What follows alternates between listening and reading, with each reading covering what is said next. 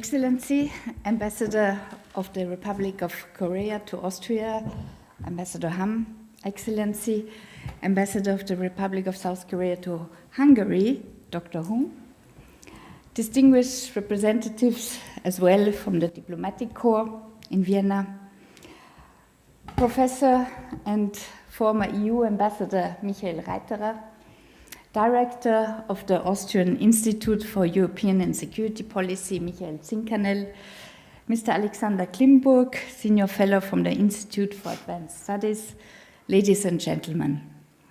It's a great pleasure for me to welcome you all this evening at tonight's conference at the Diplomatische Akademie, Vienna School of International Studies, to this conference, Cybersecurity and Cyberthreats from Consultation to Action, the case of the EU and South Korea.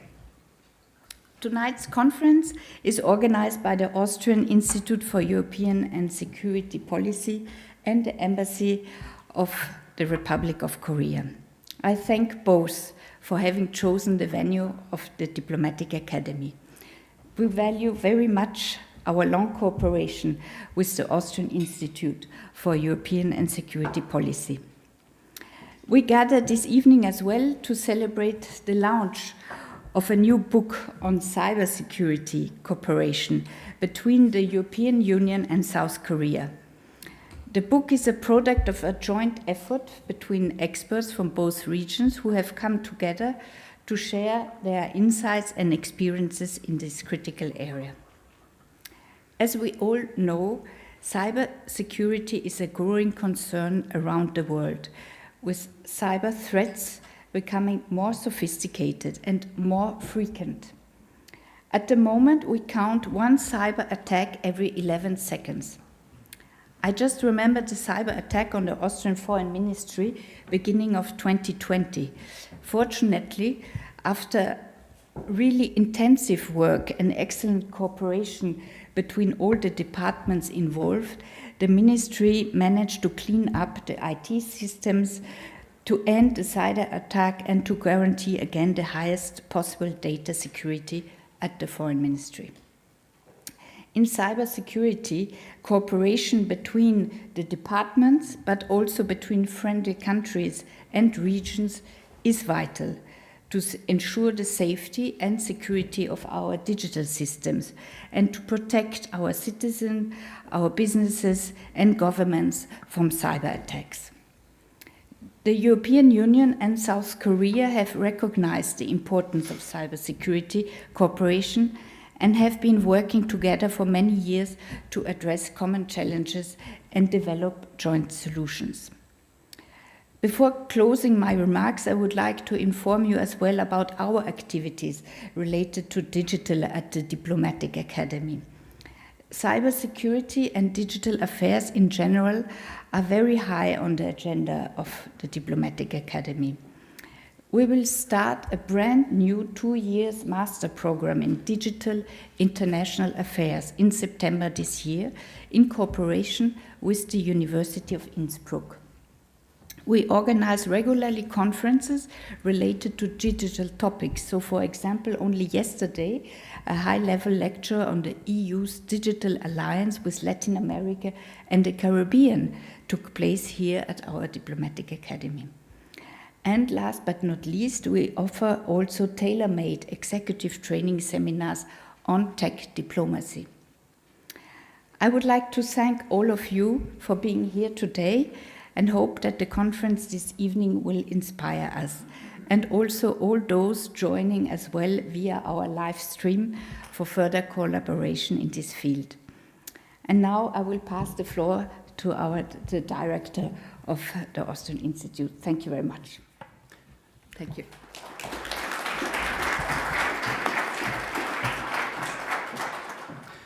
Thank you very much for these very welcoming remarks, Deputy Director Schubert.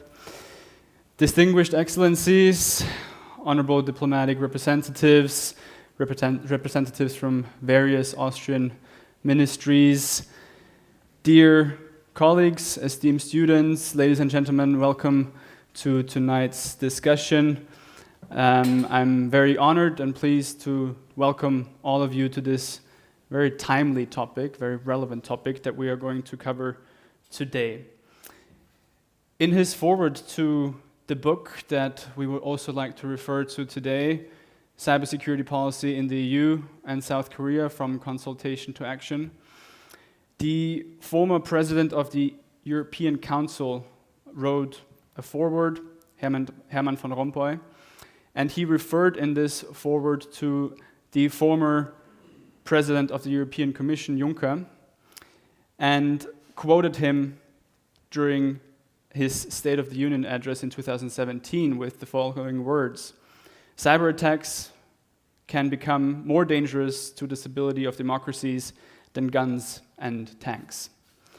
And within the last 6 years, we have seen that this development has been increasingly important, that these words of warning have become more relevant than ever before. In particular, when we take a look at the trends and the analysis of cyber threats and hybrid threats that show one very distinguished commonality, and that is that the scale and the intensity of cyber threats, of cyber attacks, is constantly increasing.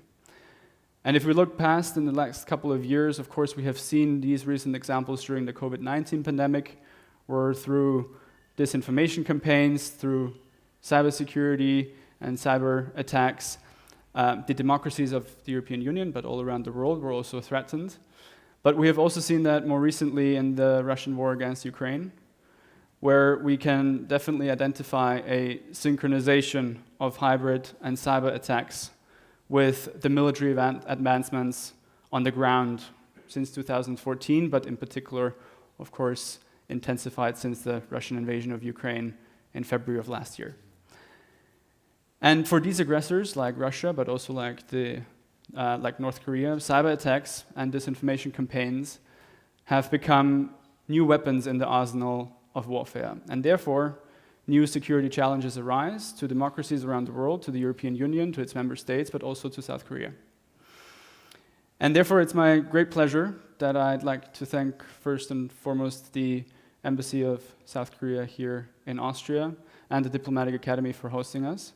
Before I go into the details to present to all of you our distinguished speakers, I would like to give the floor to Ambassador Sang Wook, the ambassador of the Republic of South Korea to Austria. Previously, he served also as Deputy Minister for Multilateral and Global Affairs at the Ministry of Foreign Affairs in South Korea, and ambassador and deputy representative for the Korean mission at the UN. Thank you very much for being with us today. Thank you very much for organizing today's event. Mr. Ambassador, please, the floor is yours.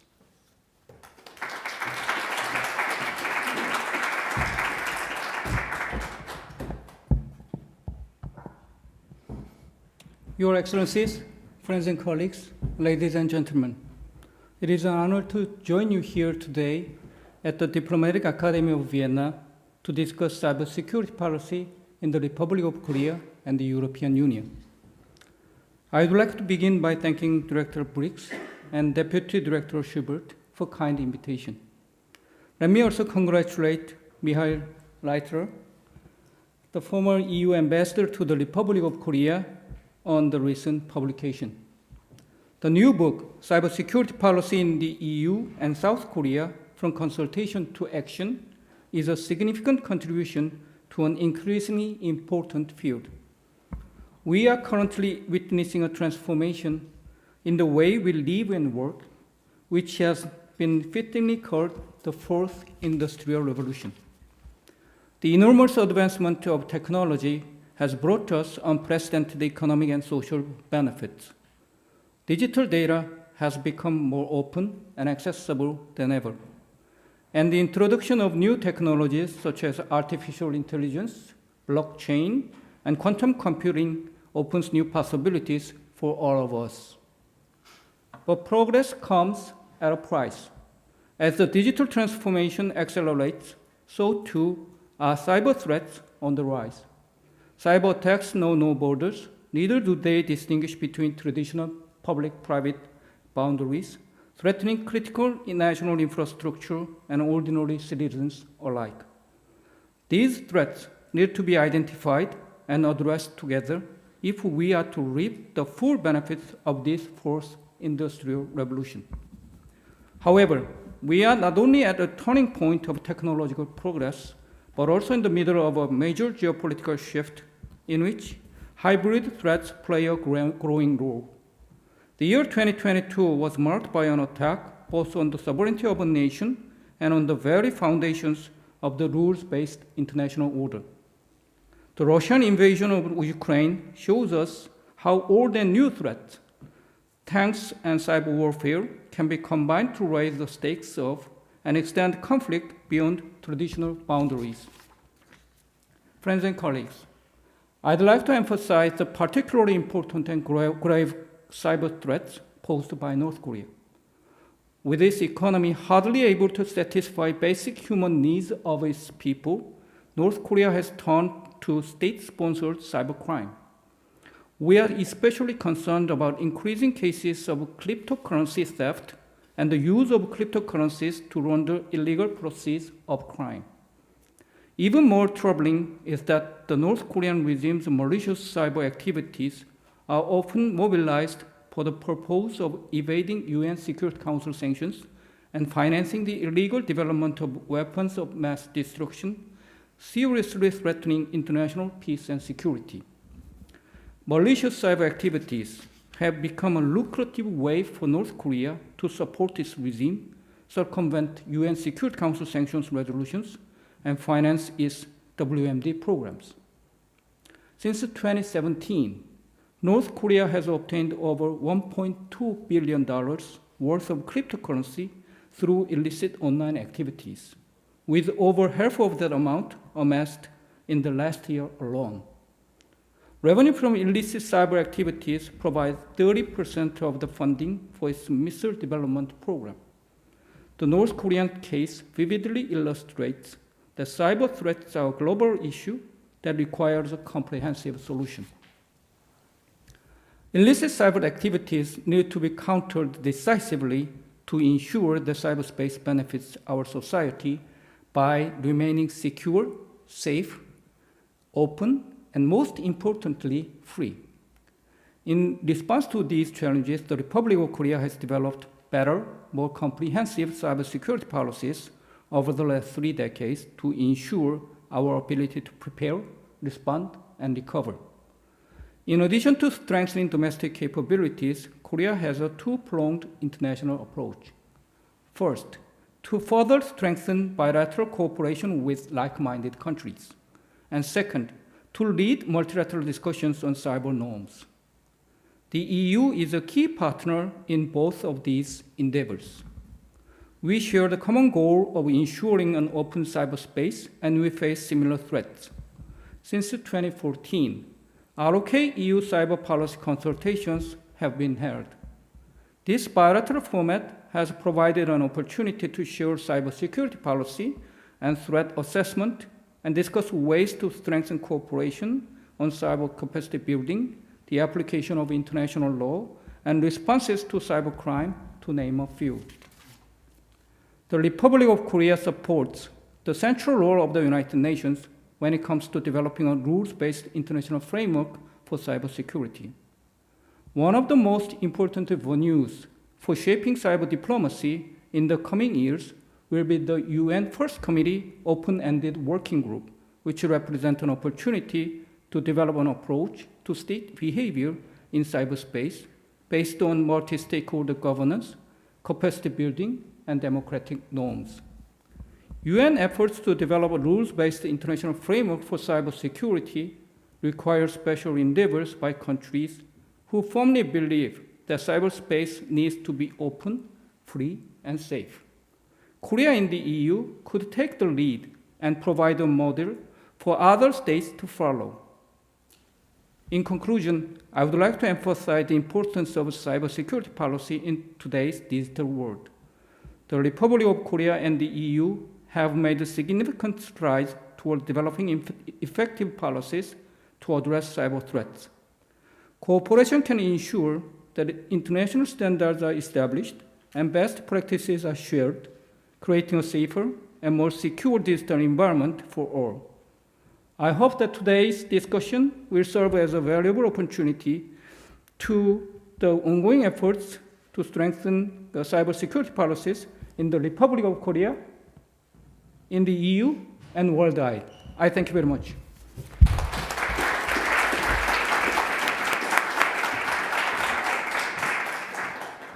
Ambassador Ham, thank you very much for your introductory remarks and for this keynote speech that brings us directly into the topic of tonight's discussion. Especially thank you for emphasizing that South Korea and the EU could play a significant role as a model to enhance cybersecurity globally.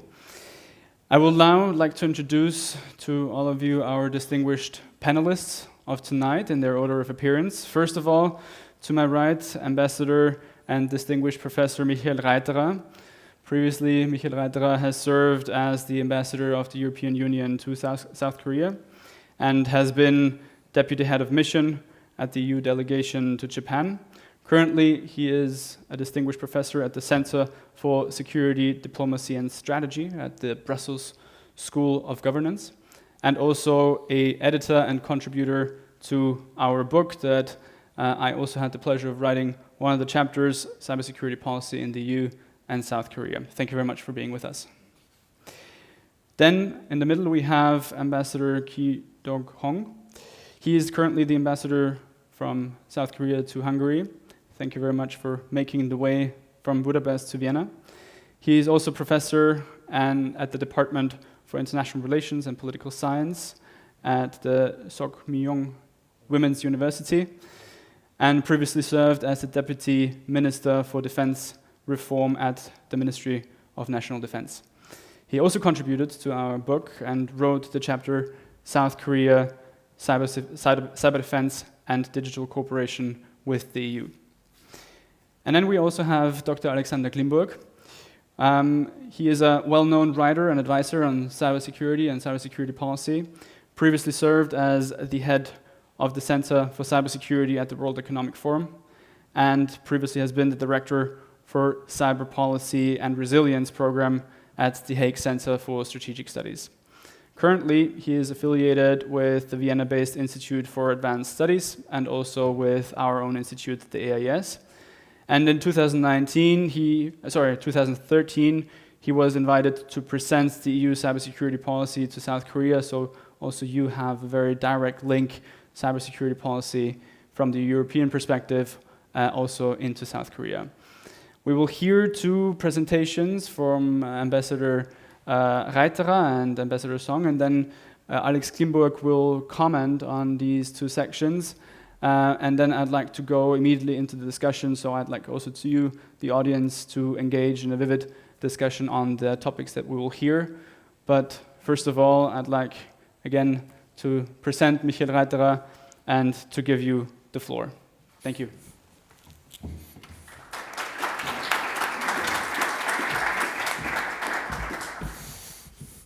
Thank you. Thank you very much. Just a few words about the book, as I'm a co-editor. It was quite interesting if I look at the three contributors here. The professor, after having written in the book, became ambassador. The deputy director, after having contributed to the book, became director of the institute. The ambassador, having written in the book, turned into a professor.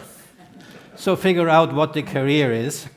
But it's quite interesting. And it all started in 2018 when I was invited at the University of Korea to give a speech about EU cyber diplomacy. As an ambassador, you know that you get all kinds of requests to talk about something. So I had to make it up. And then we had very interesting discussion at the university, and we thought, well, we will continue the discussion, and the result is the book. It's also nice to present the book at a time when there are celebrations. Well, if you work for the European Union, you are already happy if there's a 60th anniversary of diplomatic relations between the EU and Korea. If you were to work for Austria, then you figure out you have quite few more years. Also, I have seen a little trick in this celebration, because the Republic, I learned, started in 1918, so you have to add a little bit the empire to come to that celebration, but I think it's always nice if there is a celebration. Well, I will not go into too many details, but just to recall, what are we talking about? Cybersecurity threats, and these are the main, I would say, threats which we have to meet.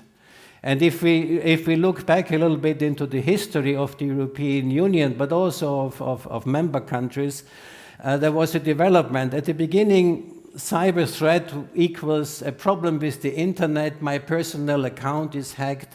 I have to pay with my Visa card, and I have a problem. That was the beginning. But compared to the threat scenarios which we have today, that was nothing. And I think this is a development which we have seen in 2007 when there was the big attack on the Baltic states. And then there was another moment of truth, I would say, with the revelations of Snowden. So that all changed the games, and I think we have become more concerned. And everybody is concerned. These are the figures of the last 15 years, and you see it from public administration to the general public services, health, and that's what we normally call critical infrastructure, which we have to protect. And I think there we figured out very quickly that we share many interests between the European Union and the Republic of Korea. The digital economy. Korea is probably the most connected country in the world, and it developed with an incredible speed. A few years ago, hardly anybody was on the internet, and now everybody's on the internet, and everybody is really connected. That increases vulnerability, and that opens the country more for cyber threats, and therefore we need to cooperate to come up with a rules-based system. So in the bilateral relationship, it's part now of the strategic partnership, and the European Union has produced quite a few security-related documents, and the most important one is the Strategic Compass, which is the security doctrine of the European Union, and there you see very clearly the reference: the cyberattacks, critical infrastructure, ransomware, EU cyber diplomacy, toolbox, preventive measures, and it is spelled out very clearly that we need to cooperate, especially with the countries in the Indo-Pacific. And therefore, if we look in the EU Indo-Pacific strategy, we find references to cyber all over the place, with cybercrime, security and defense, promotion of digital governance, open trade, cross-border flows, and protecting the rule of law, human rights and fundamental freedoms in cyberspace, which is this value-based approach, which divides the world a little bit, especially when we look at the United Nations, where we basically have two blocks: the one which is for the multi-stakeholder approach, and the other one which would like to have a new treaty regulating the cyber sphere. And regulating cyber sphere would mean control. And I think these are the two big differences which we see. The European Union has built up knowledge and expertise slowly. In 2013, there was the first cyber strategy, and with the Council conclusions, the new cybersecurity of 2020 underlines the need for resilience, technological sovereignty and leadership, operational capacity, and advancing in global and open cyberspace through increased cooperation. And I think especially the later one is the important one. And I have concentrated in my chapter in the book on cyber diplomacy, because there is hardly any area where diplomacy is more in need than in cyber, because what is the border? Where are the borders of cyber? So you need cooperation, and I think that's the best example you probably could find.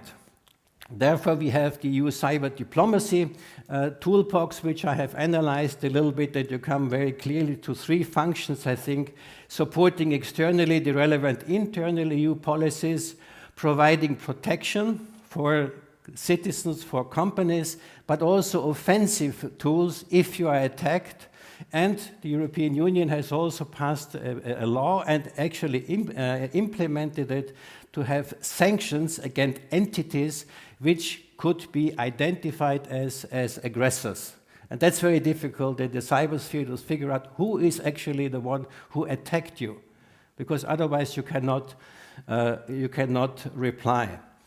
So this is, I think, the importance of the cyber diplomacy toolbox of the European Union, where we have also figured out that in talks with Korea, this is where Korea would like to cooperate with the European Union to come to a governance system and to have sanctions together, a multilateral system to have sanctions.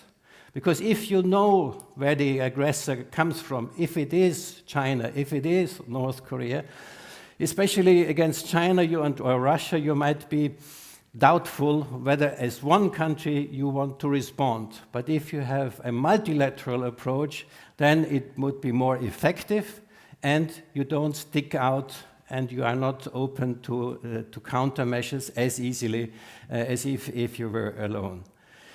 So the European Union, I think, is working on that. Working on that means the member states at the end of the day have to implement it. We have to do it in the multilateral way, because the cyber is the interface actually in all domains of our life: economy, technology, national security, business interest, competitiveness. It's all about the same issues. I have identified a few areas where actually cooperation is possible: data protection, emerging technologies, enhancing resilience, norm buildings, cyber conflict prevention, security and safety, and I have already mentioned the cyber sanctions. It is important to exchange and gather information together in order to be prepared for cyber attacks. The military dimension is getting more and more important. We didn't know that for quite some time in Europe, but how did the war in the aggression against Ukraine start? With an all-out cyber attack. And I think that has driven the message home to everybody. In honor of our colleague, the Budapest Convention is very, very important. I was permanently pushing Korea to sign up to the Budapest Convention. Still hope that it will come soon. I think there's readiness to do it, and there is the need to cooperate with the private sector, because in that area, without the cooperation of the big companies, the big tech companies, there is no chance for solutions. I just gave 3 examples that the things which I have mentioned, which could be done, 3 of them are actually implemented, which is important because, and that's my experience now as 40 years of diplomacy, which I have finished 2 years ago, we are very good in dialogues. We are very good in writing nice declarations. We are very good in shoulder patting each other, but sometimes it is very difficult to move from concepts to projects, from consultation to action, and I hope the book is a tiny little contribution to make this transition from consultation to action. Thank you.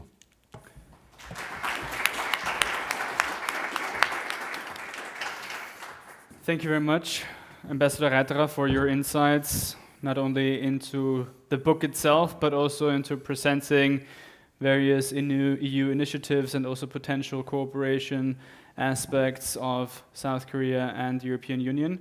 I'd like to ask now Alexander Klimburg to comment briefly on the remarks from Ambassador Reiterer from the perspective of your expertise. Alex, thank you very much. So thank you. Thanks again for the invitation to be here. It's great to be part of this, and as I'm sure the audience noticed, I'm the odd man out here, not only because I'm not an ambassador, but I am also not an author of the book. So my role today will be simply as a commentator or rapporteur of the previous comments, which of course gives me an impossible job to do, as Ambassador Reiterer covered the entirety of European cyber in his presentation. So I'll do my very best to add on where I can. And a couple of comments I think might be helpful to especially the students here, but also those looking more at the current affairs. First of all, one thing to keep an open mind about is PESCO, which some of you, of course, will be familiar with. This is an alternative form of structured military cooperation in Europe, and which has activated their cyber rapid reaction teams to support the Ukraine recently. Now, PESCO does not include all EU member states. That's the whole point of a structured cooperation. In fact, it's a rather small team, but this already gives you an idea of what EU cooperation actually looks like, which is a number of technical specialists actually supporting each other in case of need. And most of you, of course, will be aware in the European Union, there are two different ways that we can provide assistance by a treaty. Of course, one of them is 222, the Treaty of European Union, which is the Mutual Assistance Clause, which is Solidarity Clause, which is for a natural disaster or a man-made disaster. A cyber attack can be a man-made disaster. Or, of course, the Solidarity Clause, which comes into play for armed attack. So those who think Austria is neutral and not part of this it's not accurate on two accounts, I have to say. So this shows, keep in mind, there is actually support being delivered to the Ukraine in the sense of technical specialists, and this support, of course, is also available to EU member states, and there are many similar programs that exist. The cyber toolbox, diplomatic toolbox, was mentioned. This is a very interesting tool that was developed in 2017 under the Dutch presidency, which I supported at the time, and the rationale was to leverage Europe's major power, which is of course economic, in this new burgeoning hybrid war confrontation. And that provided the EU member states with the pathway towards providing sanctions against individual entities, not countries. I think it's important to point out that there's no political attribution done against states in this toolbox, which is quite difficult. At the same time, because it plays within international law, those of you who correctly point out, for instance, attribution is very difficult in cyberspace. In international law, the burden of evidence, standard of evidence is quite low. So it's not the same as in a normal civil case or criminal case. And therefore, we don't actually need to have a smoking gun to be able to enact certain activities in international law.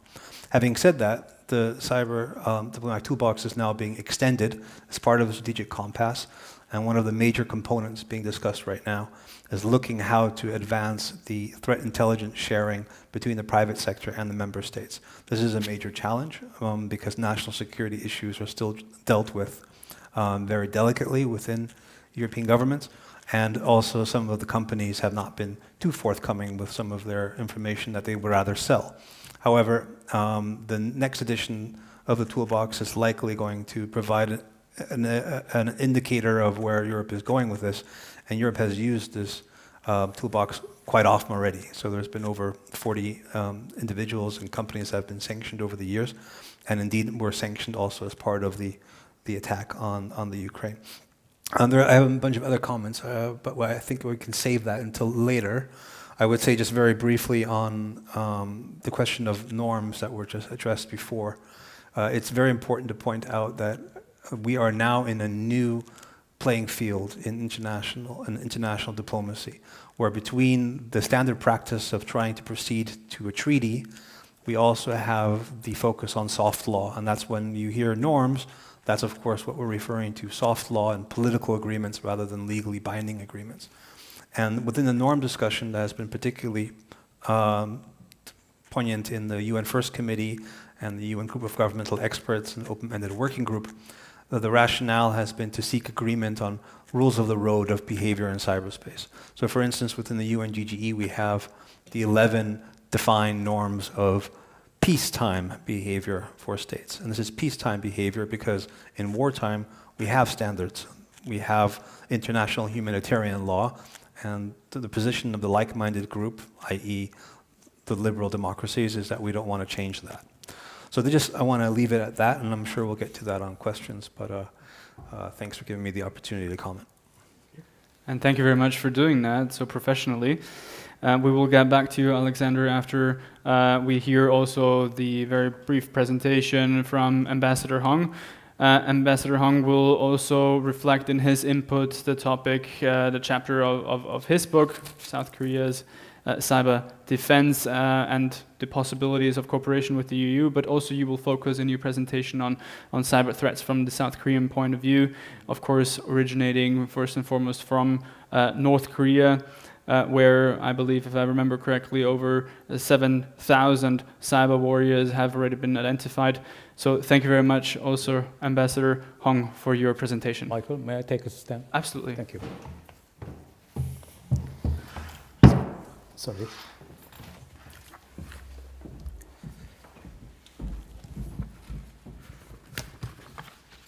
Excellencies, ladies and gentlemen, distinguished guests, I'm very honored to be here. Actually, today is my 100th day to become after being ambassador to Hungary. So it's very much a special day for me. And then, let me first congratulate on the publication of the book edited by His Excellency Michael Reiterer and his colleagues. I'm very honored to contribute a chapter on North Korea cyber threat. My chapter deals with how the EU and South Korea have helped each other to manage the crisis and suggesting several policy recommendations. The Republic of Korea appreciates the EU since it has been instrumental to provide us with a guideline, vision, and framework during the past 6 years while Professor Reiterer was serving as the EU ambassador to South Korea. Therefore, I would like to take this opportunity to thank him for his outstanding contributions. We could have not built a strong partnership with the EU without his devotion, passion, and sacrifices. If I briefly introduce my chapter on his book, Reconnaissance General Bureau, 정찰 총국, has been the major engine behind North Korea's increasing cyber offensive activities. I include an organizational map with their specific roles and missions of subordinate branch offices under Bureau 121. My key point is that we should not overlook the threat of its cyber capabilities. We are always occupied with the potential use of tactical nuclear weapons and upcoming 7th nuclear test because headlines are always grabbing those issues and taking our attention away. It is worth mentioning that Republic of Korea became the full member of NATO CCD-COE in May 2022 and also participated in the Rock Shield exercise, which held during the April 18 through 21, 2023. This year, more than 60 members of the 11 ROC stakeholders, it includes civilian as well as military and intelligence institutions, joined the exercise, and they were benefited greatly to learn how to cooperate with strategic partners of the EU and NATO in dealing with potential threat actors. I must say that the Yoon Suk-yeol government has made it clear that it will commit itself to widen its horizon by sharing information and enhancing its network with strategic partners. Despite strong warnings by EU, NATO, UN, and the US-ROC alliance, North Korea is still expanding its hacking units to develop cyber capabilities. Its cyber units, especially Bureau 121, are assumed to possess sophisticated cyber espionage capabilities, operating system, and intrusion software. They established Bureau 325, and this proves that they are expanding their cyber offensive activities even further.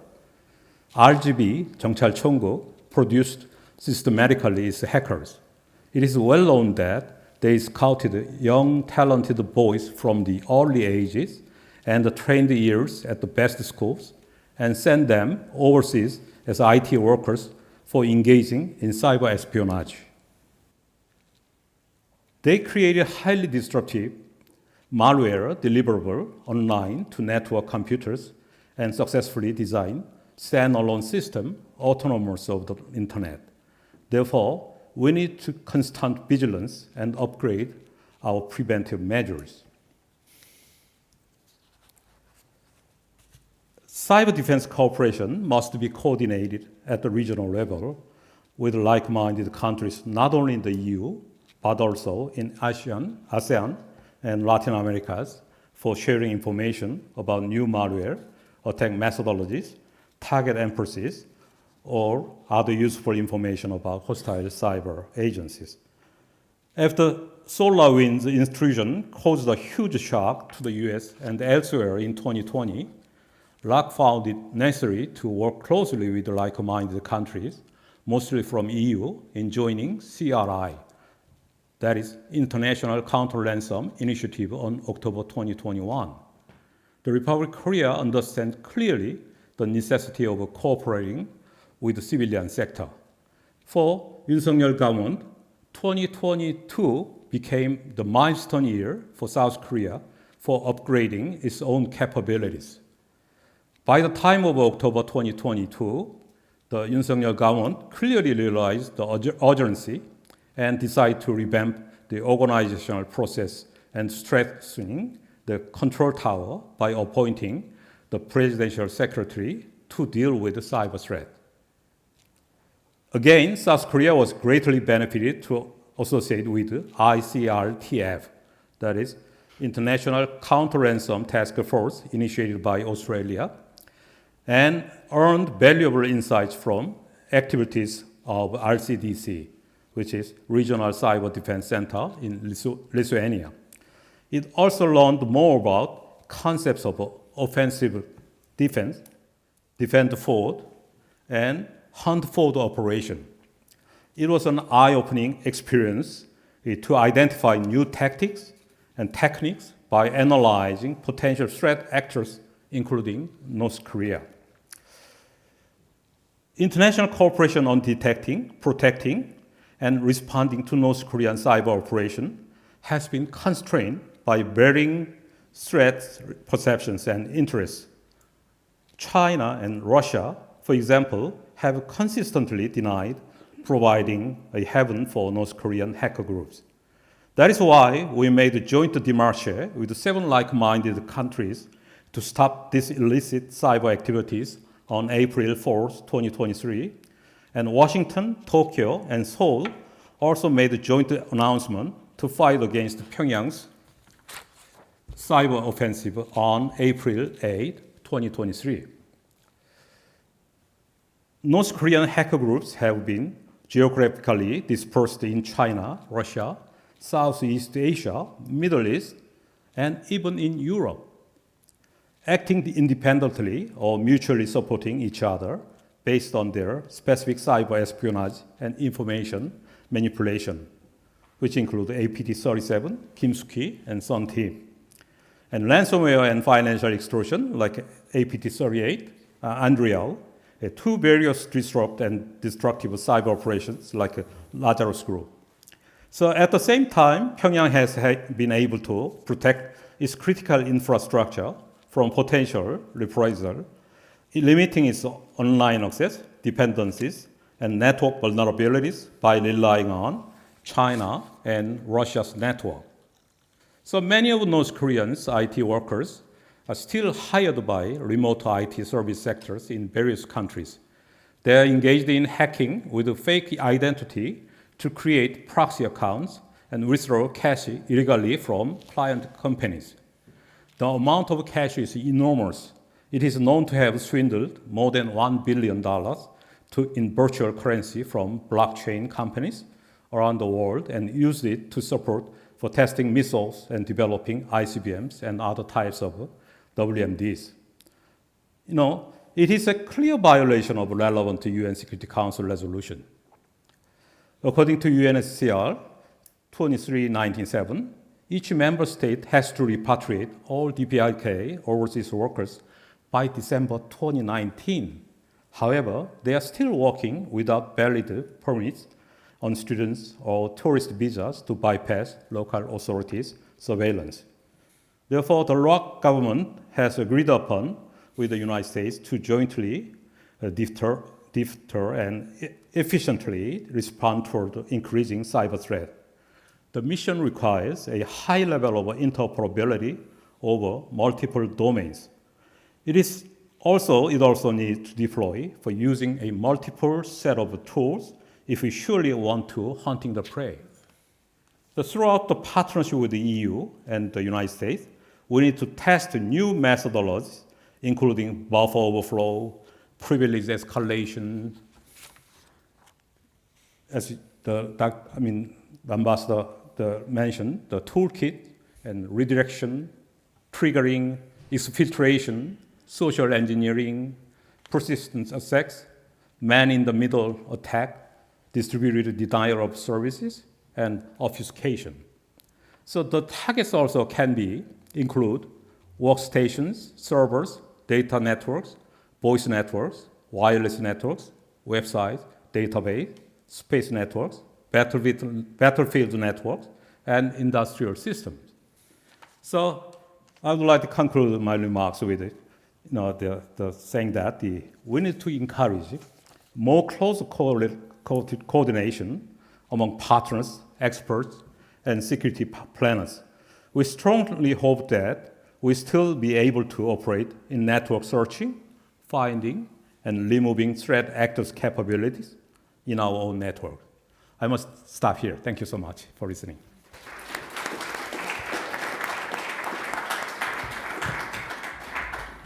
Thank you very much, Ambassador Hung. Again, Alexander Klimburg, please, your 2 cents. I know it's a difficult job, but I'm also aware that we have probably picked the most distinguished and experienced cyber expert on that topic as well, so please. Thank you. I'm privileged also not to have any responsibility, so I can say whatever I like. But also as a hacker, I can tell you a little bit more about the technical background of some of what we just heard, which I would urge all of you to review in depth because it was very interesting and very instructive, and also not only on a technical level, but also showed how far the Republic of Korea has come in its also joining the like-minded group in attribution. So I will take a minute more than I had planned because I think it's worth it. First of all, on the technical side, all of you, of course, are familiar with ransomware. You might not be aware that the first ransomware attacks actually came out of the so-called Lazarus Group or North Korean affiliated actors, probably operating from China.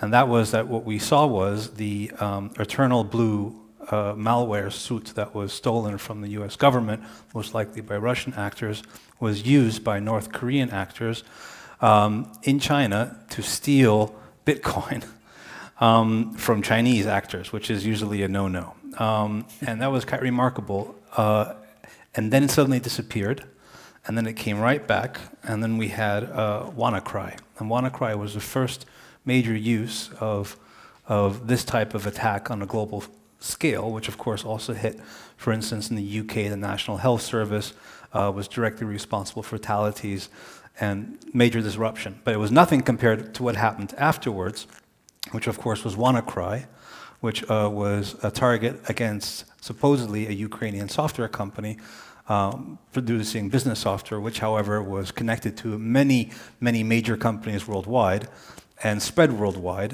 and maybe cost up to $10 billion worth of damage. So the damages associated with this type of attack that was first field tested through Korean actors is considerable. And the point is, it's not only economic damage and theft, although I'd like to pick up what the ambassadors have been saying, that there was recent reports that this year, in 2022 alone, North Korean actors supposedly stole between $650 and $1 billion worth Bitcoin and cash them in, by the way. So that's part of it, because that's always a point with Bitcoin, is when you cash it in. But they also drew attention to something else, which we in Europe already know. Sometimes it's not ransomware you're experiencing, it's ransom war. So very often ransomware attacks are only political. They pretend to be criminal, they pretend to be about making money, but in point of fact, they're about disruption, denial, and just basically chaos. And in the North Korean case, it's been much more focused about making money, but that same infrastructure can be turned around. And there's always been a question of what case the mercenaries involved from different countries and similar. The point being is that we have become aware of that fact that these very dangerous attacks that South Korean officials have been dealing with for much longer than anybody else can also be used for only political purposes. And sometimes it's very difficult to discern what the difference is between those two. And regarding the recent attribution done by the government of South Korea, I warmly welcome this. We will probably talk more about norms going forward. As I mentioned, the new rules of the road globally in cyber are about soft law, about political agreements between actors that commit to call out bad behavior.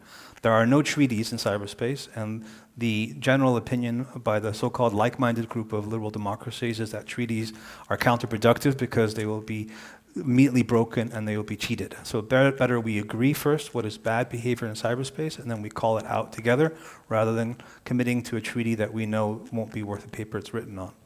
And it's excellent that that Korea recently joined the group of like-minded group, which has been actively calling out this behavior. Japan also has been quite active recently, and also, of course, we have heard increasingly from European member states who have been impacted by also ransomware activities in the past.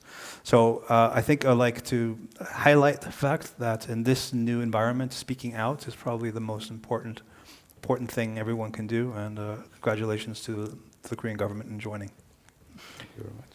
Thank you very much, Alexander. Thank you for especially pointing out this aspect that there is not only this economic incentive behind ransomware, but also the geopolitical, strategic incentive as well by governments that are cooperating closely with probably private entities and some hacking groups as well to conduct these ransomware attacks. Before we open the floor to the audience, I'd like to seize the opportunity to also ask one very brief question to all of the three speakers myself, probably in reverse order this time. So again, starting with Alexander Klimburg, I was wondering if you can very briefly outline how, in your opinion, now the Russian invasion of Ukraine and the entire new dynamics that we have seen since this war in cyberspace as well have changed and altered the security environment, not only in Europe and in the European Union, but also in an international setting. It's been very interesting to follow the dialogue about cyber and the Russian war of aggression against Ukraine. Some people will say immediately, oh, it seems like cyber hasn't been used at all. And that's quite interesting because, as we've already heard, cyber attacks were, of course, used, and that's publicly known in the opening stages of the war against the Viasat satellites, which also had spillover effects on European enterprises. So using a malware called Acid Rain, they effectively deleted very often the satellite communication systems, and that directly impacted, for instance, wind turbines, thousands, I don't know exact number, but thousands of wind turbines in Germany, making them effectively uncontrollable. So this type of spillover effect is guaranteed to happen with cyber attacks. It's actually also the reason why, for instance, the US government was careful in using cyber attacks in the past, because it was constantly warned that it was not clear where these attacks would end up. So attacks did happen, but you can still argue that not more, but that's actually still, it could have been worse. After all, the Ukraine experienced 2 significant cyber attacks before the current war, in both cases against its power grid, both cases putting hundreds of thousands of people in the dark. None of that happened this time. Why? And that gets you to the second order narrative, which is that we might have seen more or missed a cyber war right in front of us. So it's quite possible that a lot of cyber activity occurred that we in the public are not privy to. And the examples of where we know that's the case is that, for instance, the Russian communications during the invasion were severely disrupted. And those gives you a little indication that probably a lot was happening that we are not privy to. And when you ask what changes this has made to thinking in Europe and elsewhere, we heard before about the US concept of defend forward, which is sometimes known as persistent engagement. And I was asked to write a critical piece by the US Cyberspace Solarium Commission, which is a US Congress senator body, and they asked me to write a critical piece on the inadvertent effects on persistent engagement, this strategy that the Department of Defense developed. And the long story short is that it turns out that many things that the Americans were telling everybody else about hybrid conflict and the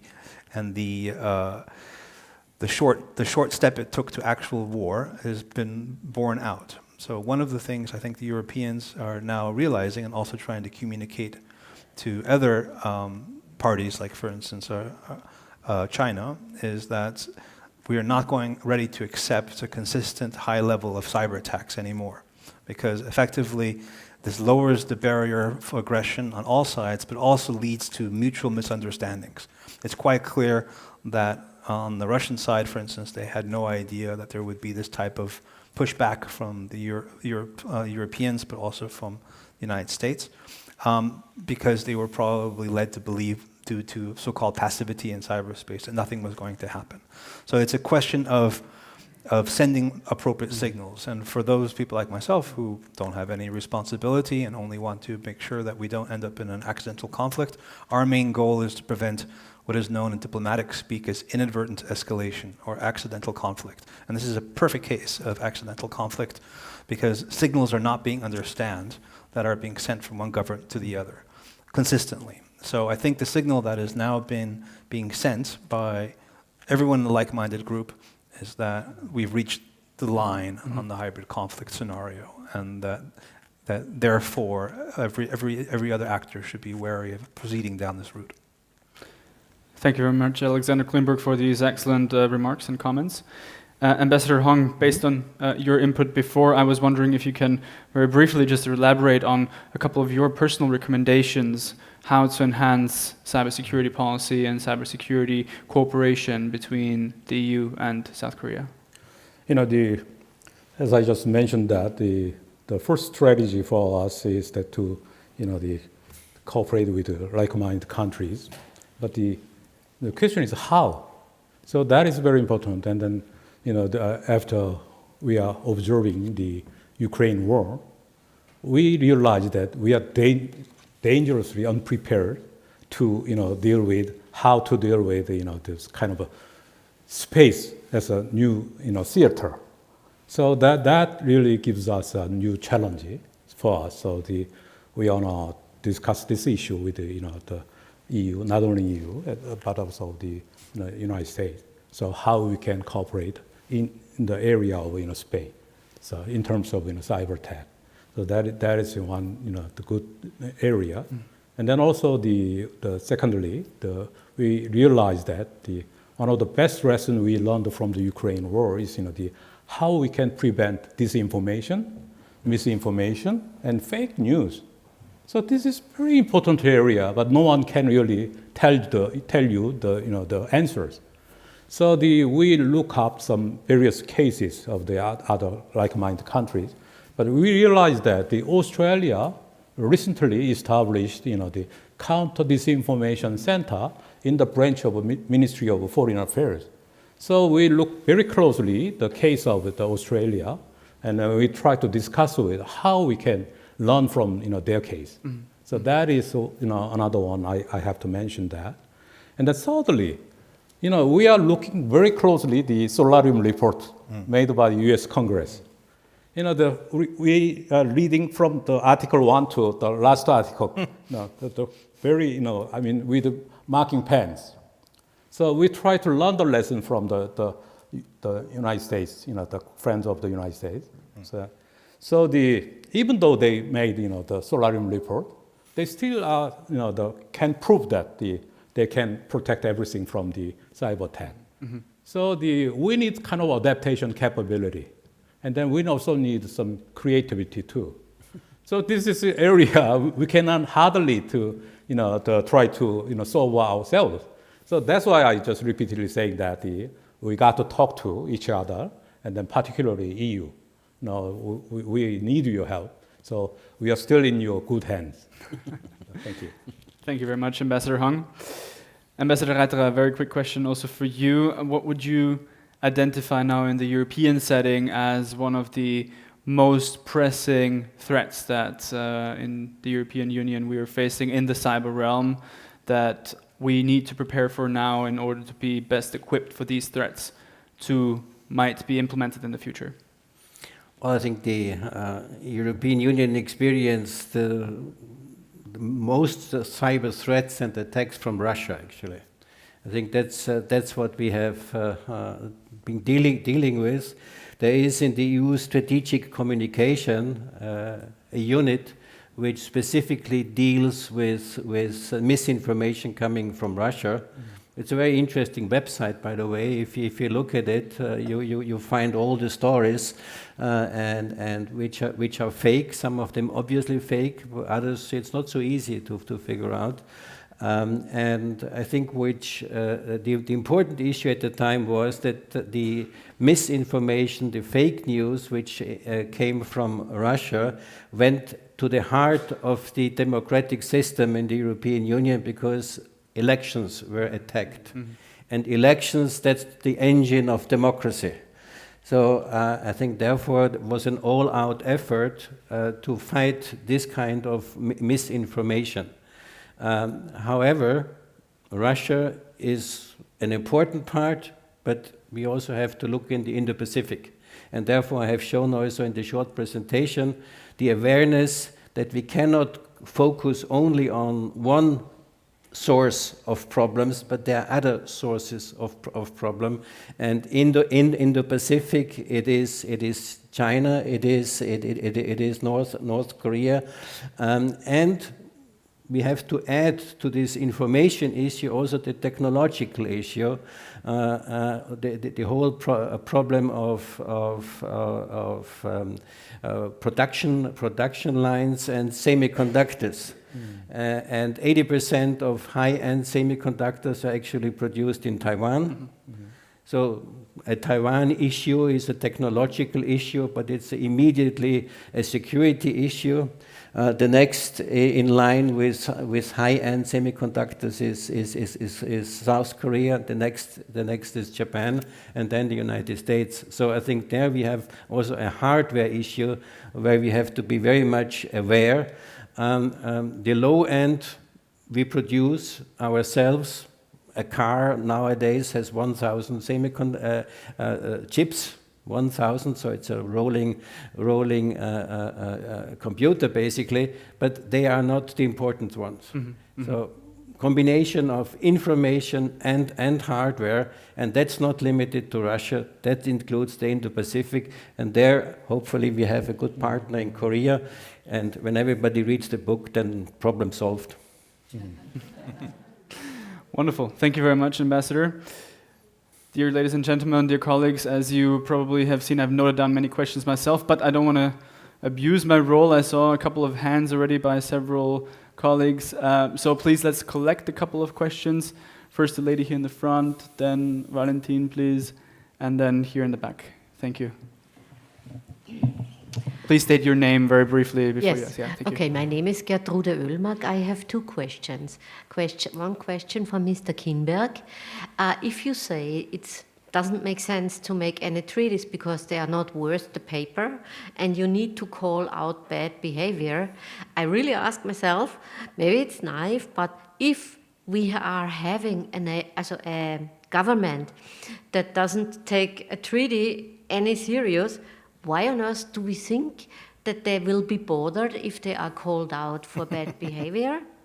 And I have one more question for Professor Reiterer. If it is so the elections are attacked because, and you correctly say they are the engine of the democracy, shouldn't we think about doing them analog instead of via computers. I mean, we did for centuries analog elections and it worked. And maybe I think they are less prone to attacks. Thank you. Thank you. Hi, I'm Valentin Weber. I'm a research fellow with the German Council on Foreign Relations. Thank you all for the interesting presentation. My question is for Ambassador Hong. This year, South Korea issued their first independent cyber sanctions against North Korea. And North Korea is already one of the most sanctioned countries in the world. And so my question is, what kind of impact do you expect from those sanctions? And is it an impact? Is it just a signaling? Is it a change in behavior or other expected impact? Thank you. Thank you. And I think there was one more question in the back. Yeah.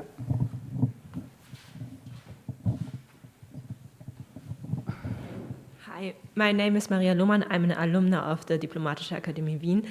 And talking about accidental conflicts or provoked conflicts, I would like to know how you make sure that a cyber attack comes actually from a certain country and not that somebody is disguising actually the original point of attack. Do you want to address the question to someone in specific or to the entire panel? To the cybersecurity expert. Okay, thank you. We're all experts. We're all experts. I think he meant to. Okay, who would like to start? Mm-hmm. I'll take it back to front then. Not because I'm the sole cybersecurity expert here. I think you just heard excellent contributions beforehand that say otherwise. The question, thank you for the excellent questions. First of all, how does attribution work in cyberspace? I think it's very important to think of it more as the balance of evidence and accumulation of evidence. So the legal term in English is preponderance of evidence. And so you only get to the position where it's likely or quite likely or very likely you'll never get 100%. So that's always a problem that we're dealing with, in particular when people like me talk to politicians who are used to talking about nuclear weapons and nuclear attribution. They are used to thinking, okay, if a missile is launched, we'll have 99.999, that's a little number, it's 5 nines, attribution where a missile is coming from. And they think the same applies in cyber, and it doesn't. And one of the first things that the US intelligence community managed to do when they established the Cyber National Intelligence Officer function was to explain what does high, low, medium confidence mean. And that's all you can do. So basically, there's always the chance of false flagging. There's always a chance of confusing, but you keep on minimizing it to the extent where basically you can say it's extremely unlikely that somebody else. But you can never completely exclude it. But there are so many different data points here. It's not 1 or 2 or 3. It's tens and hundreds, and sometimes even more than that. So basically, there's even cases where you can watch somebody typing into a keyboard the code that they're doing to attack you with. But you could still say, well, maybe somebody's hacked into that computer, and you're right. So you only will have a very, very likely and never 100%. The first question, actually, on treaties is actually picks up, I think, on a very long-running discussion that we have had also in the OSCE 11, 12 years ago, which was, does calling out doing deterrence by attribution, which is what I advocated for at the time, and I was the only one, does it have any kind of point? Because they'll just shrug it off and they keep on doing it. And it was true. They did keep on doing it. But the thing about norms are cultural norms. They're like, one example, when you look into literature, is a norm against slavery that took decades to develop. And not all norms succeed, by the way. For instance, there was a norm against alcohol in the 1920s that also failed, even though it was briefly successful. So norms are cultural approaches. They don't work like treaties, yes or no. You just get more and more people to agree. And what happens is that, for instance, of the 11 norms that were agreed upon by the UN or endorsed by the UN General Assembly, so therefore have a very high level of importance, every single one of these norms was violated. But to quote a US State Department official, violations of the norm reinforce the norm, because by saying this happened and it's bad, we're calling it out. We're saying this is bad behavior, this is bad behavior. So the idea is that increases the general alliance of people that can say this is bad behavior. And frankly, I think we saw this a little bit in some of the reaction to Russia's invasion of the Ukraine, where people basically who had been following this detailed, know all the bad behavior that was coming out of Russia in cyber terms, basically said, okay, this adds up, they've been planning this, they've been doing this, they've wanted this from the start. So therefore, it's a slow process of forming an alliance. And actually, this gets me to Valentin's point, because Valentin, this is the point. This is why I think the question, in respect to a colleague, is wrong, because your question is, why would North Korea care, since they're the most sanctioned nation on earth anyway? That's not the point. The point is that one is clearly establishing that they are part of a bad actor category. And also, Korea is establishing itself as being part of the good actor category. And that's how our alliances are formed. The practical effect, that's the question you're asking about, in all cases is very close to zero. The political effect is cumulative and real. Thank you very much, Alexander Klimburg. Ambassador Hung. Well, thank you so much. The Valentine gave us the very good questions, and then I think I'm gonna repeat what the Mr. Klimburg mentioned about the norms and and then you have to think that there's old school that the junction will not work. There's many people think that junction will really not work, but I must say that we have to the push back. So when they cross the border, lines, then we have to make sense out of it, and then let everybody knows this is against law. So that's very important one. So we are trying to maintain the rule of order, and then try to respect norms, even though we have less kind of the effect out of it. So that's I always emphasize that. Also, we have POE, the panel of experts. They are working very hard to check every some the misbehaviors and then their wrongdoings. So I think we can accumulate whatever you can, and then try to let everybody knows that North Korea is violating UN Security Council resolution. That's very important, I think. Thank you very much. Ambassador Reiterer, the question on election attacks. Well, I think the analogous elections would not solve the problem. I think the attack which we have seen is more misinformation about information in the process and not so much about the technical part of the process. Remember the little problem in the United States, that somebody who thinks he has won the election, and Fox News was preaching it, and now they had to pay quite some money in an arrangement, because the machines were, of course, not the problem. So it's not the technical part; it is the information around which creates the problem. And perhaps also a word on the treaties and so on. Well, I think what one has to do, and what the European Union is trying to do, is to work on building governance. And I think there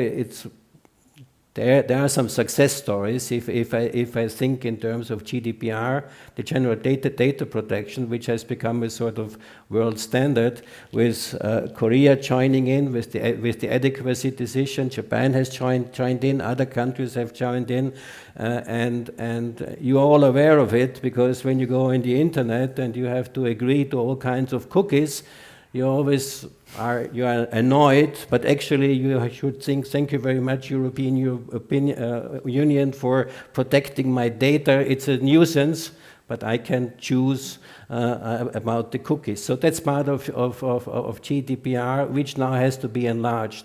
So this kind of effective governance building, which allows then the exchange of data, is important and creates facts on the ground, basically.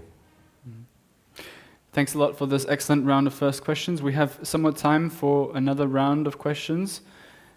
Yes, there is one and two.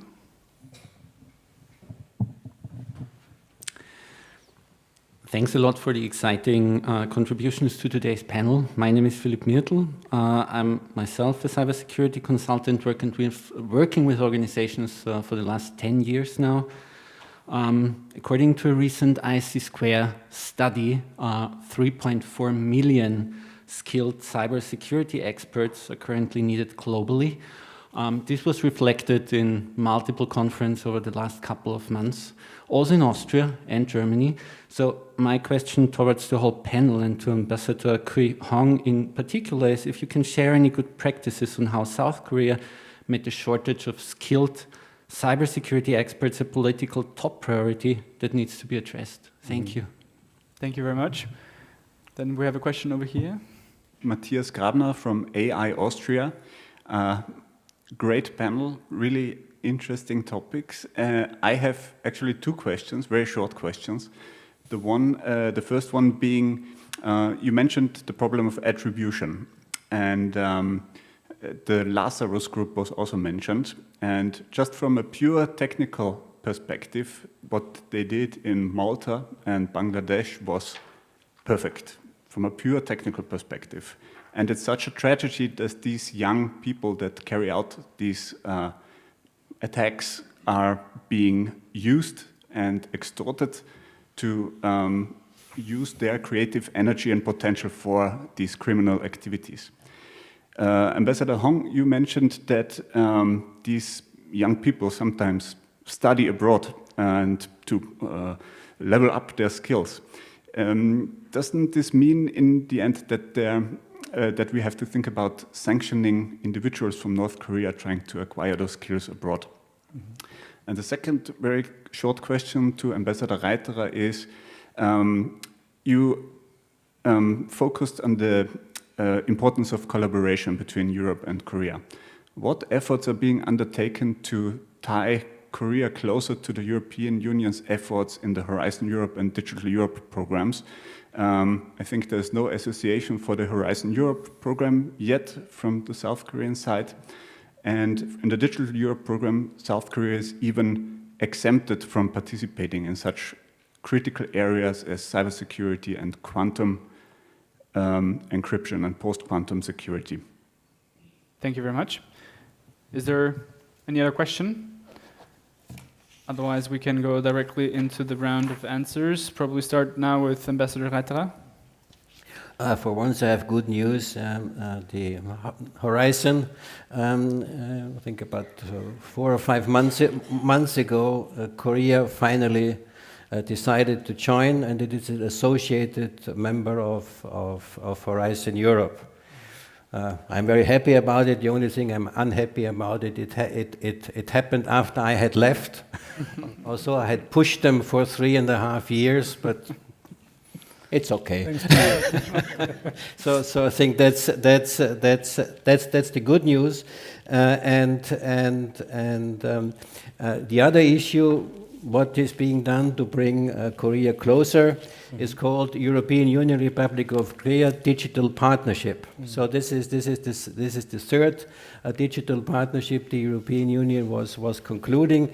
It is a longish document of 15 pages, which I read in the train coming here to remind myself. A lot is administrative, setting up a ministerial committee, which is good, because as diplomats we know, if you have ministerial meetings, then you have to produce deliverables. Otherwise, everybody gets excited and ministers are frustrated. So I think if this ministerial committee now is meeting on a regular basis, then we have to put heads together and find these deliverables. There is still some work to do. If I read here about headline cybersecurity and trust, that's, by the way, something where you should say a few words about arms control, your contribution to the book. Both sides are expected to explore ways to increase sharing of information on cybersecurity threats and so on. But that's not exactly the title of the book I have given. We should not continue to explore ways but we should do something. So it is here, but it still needs a little bit of concretization, but we are on the good way. But let me misuse my position. Why don't you talk briefly about your idea in the books about how to build trust and have an arms control approach, which is very unusual. Absolutely. Thank you very much for giving me the opportunity as well. Very, very briefly, I was trying to elaborate in this book some aspects of confidence building measures, of trust building measures that we have seen in arms control activities already in the past, in other means, in other ways, in ways of non-proliferation. And I thought of this aspect and that we can also draw some conclusions for changing an ever-increasing cyber arms environment and try to make this link between already existing frameworks, already existing parameters of arms control, and also apply them to this digital cyber world. So with that, I leave it as a very brief teaser, also for you probably to go ahead and take a little bit deeper look into the book if you're interested. But thank you very much, Ambassador Reiterer, for pointing out also this contribution, also this chapter of the book. Right. Thank you very much for the wonderful questions posed by the floor. The first, the how we gonna produce the skillful, the young generation. We try to take the example from the Israel.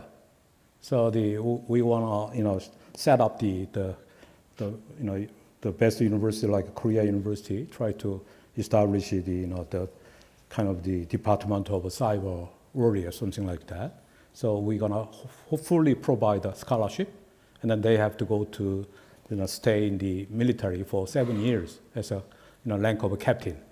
But the problem is, after 7 years, they all get out of the army. So we cannot continue them to work for the country.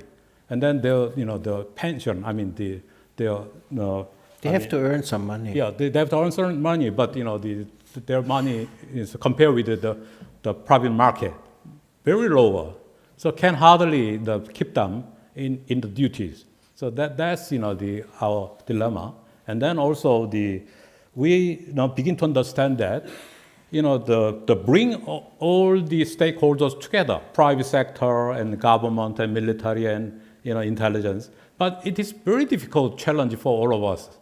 So how can we get some information and then harmonious work conditions, and then that is very important. The level that we have to challenge for for the future. So we are still working on, but this, I can hardly answer what should be the best way.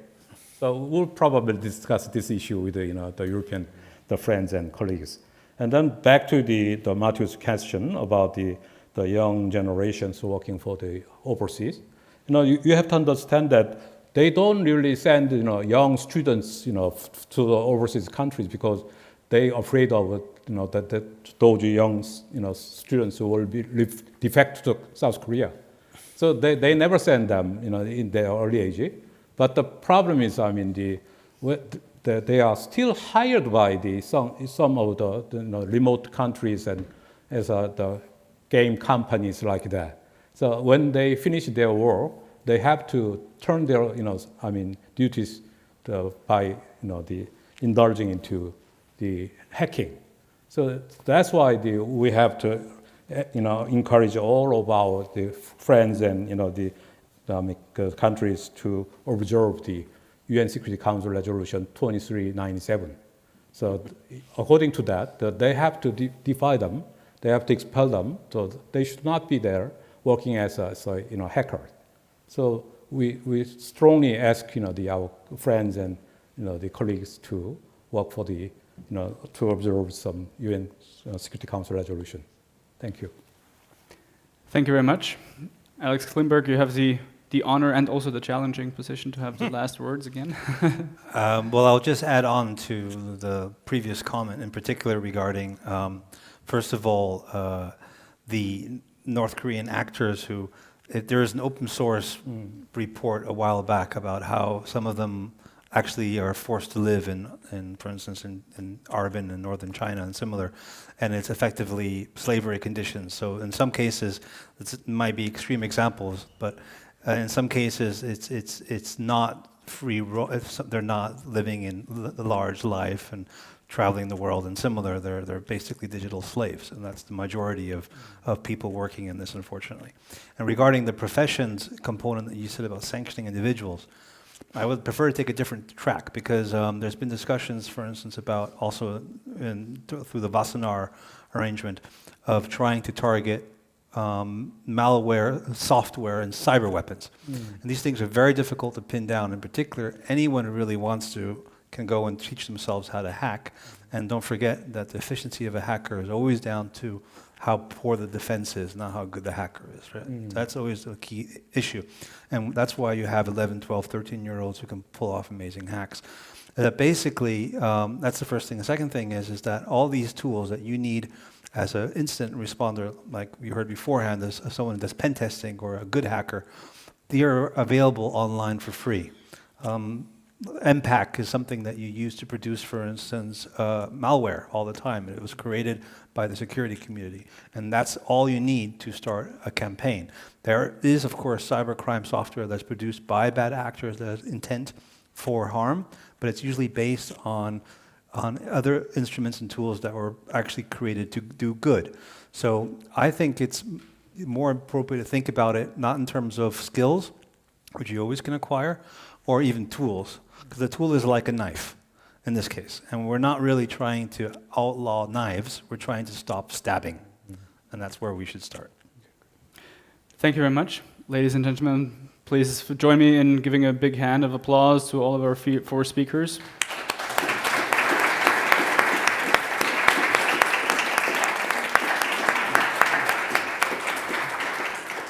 I would like to thank the Diplomatic Academy for hosting us, the Embassy of South Korea here in Austria for co-organizing the event with us, our entire team at the EIS. Ladies and gentlemen, we have heard a lot of different possibilities, different threats in cyberspace.